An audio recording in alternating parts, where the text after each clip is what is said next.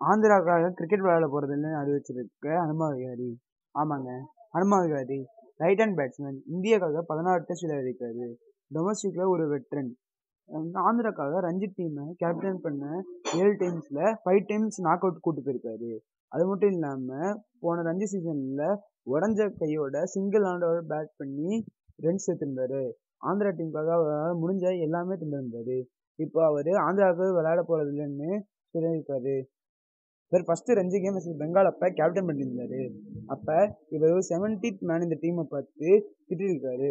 அவர் எதுவுமே அந்த பிளேயரை பத்தி பர்சனலா திட்டல. அந்த பிளேயர் போய் அவரோட பொலிட்டீஷியன் அப்பா கிட்ட கம்ப்ளைண்ட் பண்ணியிருக்காரு.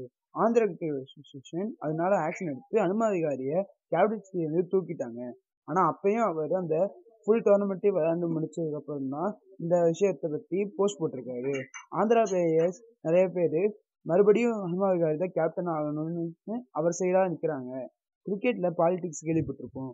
பட் இப்படிப்பட்ட பிளேயர்ஸ்க்கு இப்படி நடக்கிறத பத்தி கேட்கும்போது என்ன சொல்றதுன்னே தெரியல.